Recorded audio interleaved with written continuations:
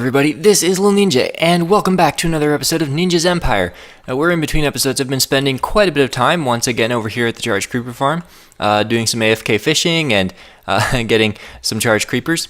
And now that I've used this farm a bit, I see that this is kind of a poor design. Like, I should have the levers where I can access them from the top, but it's a little late to change it now. So let's see here. Can I get up somewhere here? Here we go. Yeah, so we got the one charged creeper there, and then I believe there's another one. Yep, right over here, right there. And then there's an interesting story. So I was out here. I had just finished an AFK session fishing, and I came out to check on the creepers, and I find this charged creeper that had spawned out here on this pad, and he didn't have a name tag or anything. It just spawned and got hit by lightning, and so I didn't have any name tags at the time. And I was like, you know, what do? I can't run over there because he's going to despawn. And so I actually ended up leading him over to this area right here and managed to stick him in a hole right here. So we have one here that we're going to have to get into the system somehow. But for now, we can use the other two. Get ourselves some mob heads. So we have a zombie head already, and next I want to get a creeper head. So I'm gonna have to wait for until it's dark, and then I can get a creeper head in here. I still haven't done an automated trap or anything, but I have improved it a little bit. So we should be able to lead mobs in here, and then they would flush into there, and we probably shouldn't get close. So yeah. I guess I'll wait for the cover of darkness and then go find a creeper to stick in there and blow his head off. Okay, so it's dark and pouring rain, and I finally got a creeper in here. But of course I didn't do it right, so the water just flows that way and doesn't actually flow to the side. Let's see if we can change the flow here without him destroying us, because I went and put my buckets away as well. Actually, no, it would be this way. Oh, great. Now he's going to the corner. Nope. Oh, dear. That did not go as planned. I didn't realize they could fight the water stream. Can you just get in the water, please? Thank you. There you go. Okay. And come on. Go in. There you go. Okay. Now he's in there. I wonder if I should give him a tap just to take his health down a little bit. I think it wouldn't hurt. One more. There we go. Okay. Now let's see about getting ourselves a creeper head. Can we light you up? No? Come on. Ichabod. Blow up. Okay then. Yay! I was blown up by Ichabod Crane. What a great start to an episode. But hopefully we got our creeper head. Let's see here. Just get over here. Creeper head, please. Are you? Oh, come on! Are you serious? Unbelievable! I just wasted a charged creeper. Well, he's probably so close to dead right now. You know what? I'm just going to put a name tag on him so he doesn't despawn, and then I'm going to bring the other charged creeper over here and try again, because how did that not kill him? That makes no sense to me. Okay, he's here. Let's try this again. Hopefully we don't die this time. Wow! That took us all the way down to 1 heart, even with all our armor on, and at full health, and it didn't kill the other creeper. Well, the first time it didn't. Yeah. All right, we got a creeper head. This is cause for celebration. That's awesome. Okay, so yeah, right. Okay, but the episode today is not going to be focused around the creeper farm, obviously.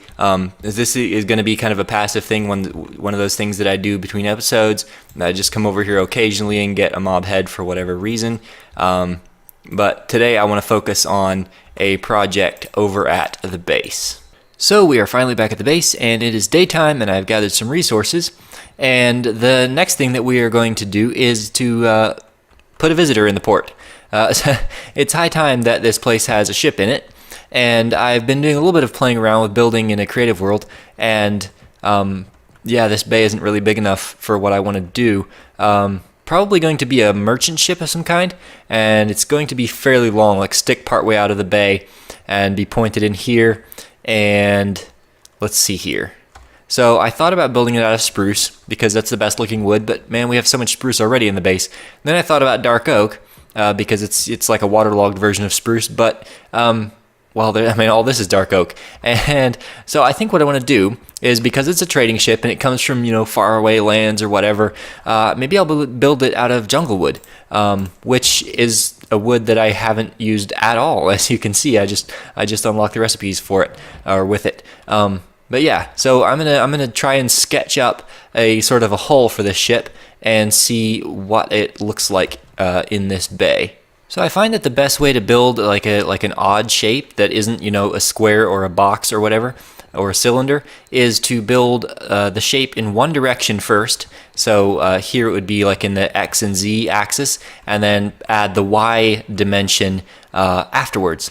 And so from what I know, I think merchant ships would be like pretty stocky, really wide at the center, and then have fairly stubby prows. Is this the prow? I think it's the prow. Yeah, this is a little long. Not only is it too sharp, I think it's also too close to the ground here. I doubt they would have got that close to grounding their ship in the bay. So I need to move this back a little bit. But I want the deck to be at the height of the dock, more or less, and I think this is about the right width as well. It's just wide enough to fit in the dock. It's a tight squeeze, but it's manageable. And yeah, so let me move this back and then build the back half of the shape as well. Okay, so I got the basic shape of the boat in, and I like the shape of the prow, but it looks a little bit cartoony, like it's really stubby. And this is why it's good to get perspective on a build, like from down there. So I built that line of wood, right? And then I look at it, I'm like, wow, that's getting really long. I need to go towards the back now. But actually, when you come up here and look at it, that could be probably close to twice as long without looking just like a straight stick. And this is a thing that's maybe not quite realistic. Like, you probably wouldn't bring a ship that size into a port like this because you have your back end sticking way out there, swinging back and forth and smashing into these docks. But I'm not too worried about sticking closely to realism. I'm okay with it being a little bit of like a fantasy world type of thing. So yeah, I think I need to move this out another probably 6 or 7 blocks, stretched out back further, and then it'll be about the right shape, and we can start working on the downwards shape. So I extended the back out, and it looks much better now. And I also set in the frame for the shape at the very bottom of the keel. So can we stop flying? There we go. So it's pretty sharp here at the back. But this is where the rudder comes out. Actually, it should even be sharper. Maybe come down like here, something like that. And then the actual ship would curve down something like this. Let's see. Something like that maybe. And then the rudder sticks out the back like a fin that comes out the back. And actually, it could be even sharper than that. I could just bring it straight down. I think would look fine. To do something like that. Yeah, that looks good. Okay, so then the actual ship curves is more like that. It's a lot more gradual. And then the keel is fairly flat at the very bottom here, and then it has a pretty long point at the front. And I actually looked it up because I couldn't bear working on a ship anymore without knowing. So this is a 54-yard ship. I guess they go by feet. So it's like a 162 foot ship. It's a pretty big sailing ship. It would probably have at least 2 masts, if not 3. I'm only going to put 2 on because, if I put 3 on with 1 by 1 meter blocks, it's a bit complicated, or a bit cramped, I should say. So yeah, I think there will be the foremast would go about right here where it starts to curve in, and then the main mast would go back towards where the quarterdeck comes up. So the quarterdeck should start rising about here, and then the main mast would be about here. So yeah, I think I'm going to go ahead and build the masts and put the sails in, because I'm guessing that's going to be the hardest part of the entire like shaping of the ship. And once the sails are in, I can finish the hull and start working on the details. So the sails are all in place, and I do not want to talk about how much scaffolding up and down and placing and tearing out wool blocks that I had to do. I got this wool from the spider farm, and then I just dyed it after making it because the sheep farm wasn't fast enough. And a couple things, I know it would look a lot better to have the sails unfurled, but one, I don't have nearly enough wool for that, or rather I don't have enough time to get that amount of wool, and two, well, it's not realistic at all. Like a ship would not have its sails open coming into harbor like this. And the jib, I'm not quite happy with this sail. I think maybe it could use a little bit more of a curve this way. I think that could help that a little bit, and also there's just sort of this odd little angle there where it's a string, right? Or a rope that comes from the end of the sail, which is actually up there down to the jib boom. But I mean that's kind of the best I could do with what I had.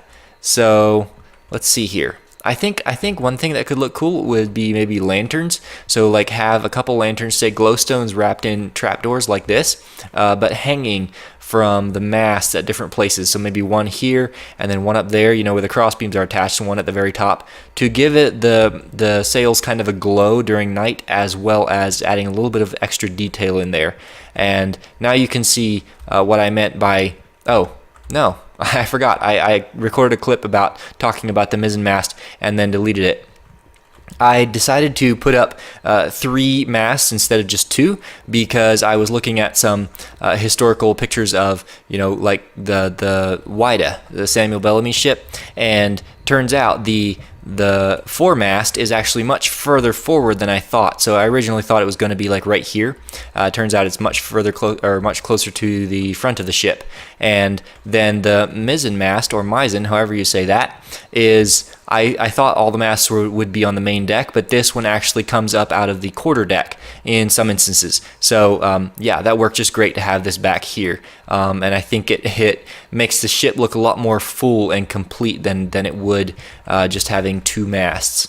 So now I've got to work on the hull, and this is a huge project. Like, it takes forever to place all the blocks in when you have to be constantly swimming around and like holding your up and down position. So yeah, and it's a pretty big hull too. Like, this is the entire ship is 54 blocks long, and not only that, it's in odd shape as well.